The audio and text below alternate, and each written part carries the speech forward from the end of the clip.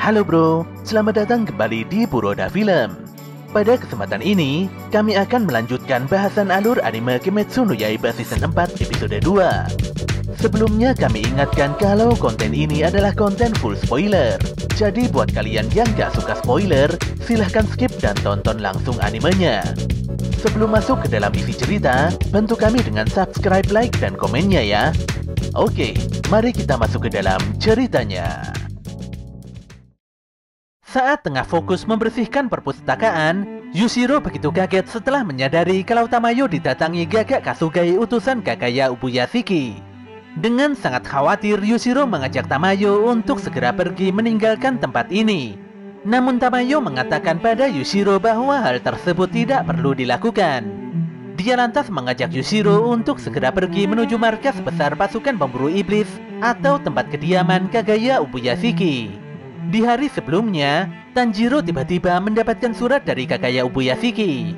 Ubuyashiki lantas mengungkapkan kondisi kesehatannya yang semakin memburuk. Namun dia ingin sekali berbicara dengan Giyu. Ubuyashiki pun meminta tolong agar Tanjiro menemui Giyu.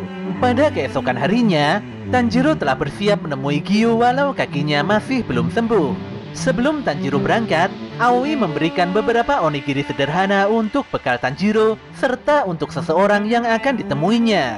Sesampainya di TKP, Tanjiro berteriak-teriak memanggil nama Giyu. Namun dia hanya ingin menyendiri dan tidak berniat menemui Tanjiro. Tanpa diduga Tanjiro masuk begitu saja hingga membuat Giyu agak kaget. Dengan begitu santainya Tanjiro menjelaskan tentang alasannya menemui Giyu.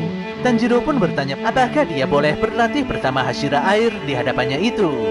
Sayangnya tanpa basa-basi, Giyu langsung menolaknya mentah-mentah.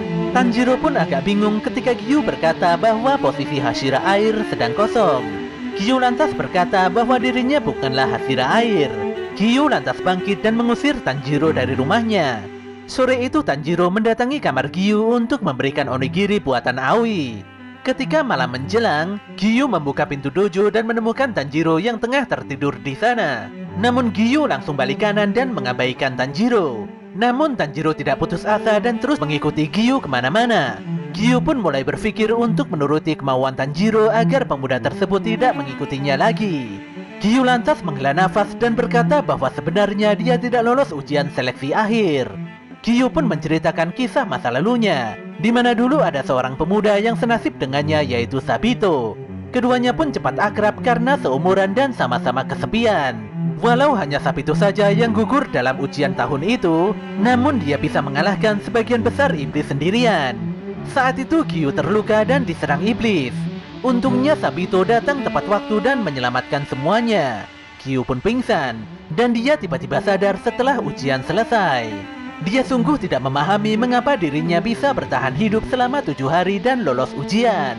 Hal inilah yang menyebabkan Giyu tidak merasa layak menjadi Hashira Air, serta tidak layak memiliki tempat di barisan pasukan pemburu iblis. Oleh karena itulah, Giyu menegaskan agar Tanjiro meminta Hashira lain saja untuk melatihnya. Mata Tanjiro pun langsung berkaca-kaca. Dia benar-benar memahami betapa menyakitkannya ditinggal oleh orang yang sangat disayangi. Tanjiro pernah berada di posisi Giyu ketika kehilangan Rengoku Kyojuro. Tapi waktu itu Inosuke memarahinya habis-habisan. Inosuke menyadarkan Tanjiro bahwa seharusnya dia bisa menjaga kepercayaan yang diberikan Kyojuro. Hanya saja dia agak bingung dengan apa yang harus dikatakannya pada Giyu. Pun demikian Tanjiro berusaha menghentikan Giyu, sembari menanyakan apakah Giyu tidak ingin meneruskan hal baik yang telah dipercayakan Sabito. Saat itulah Giyu sangat tersentak dan dia mematung. Giyu pun mengingat kalau dulu Sabito pernah menamparnya karena dia sempat berpikiran untuk mati sepeninggal kakak perempuannya. Sang kakak memutuskan untuk melindungi Giyu dari cengkeraman iblis. Sabito pun menceramahi Giyu agar tidak menghina pengorbanan kakaknya. Giyu benar-benar terpukul dan dia mengingat dengan jelas betapa sakitnya tamparan sahabatnya itu. Giyu lantas bertanya-tanya, mengapa saat ini dia bisa melupakan janji pentingnya dengan Sabito. Sikap diam Giyu membuat Tanjiro berpikiran yang tidak-tidak.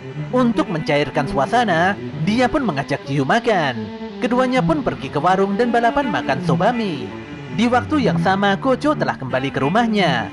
Dia berusaha meredam emosinya karena sebelumnya Giyu bersikap sangat menjengkelkan. Sesaat kemudian Kanao datang. dan dia meminta izin pada Kojo untuk mengikuti pelatihan Hashira Angin dan Batu. Kojo pun menilai kalau Kanao semakin berani mengungkapkan isi hatinya.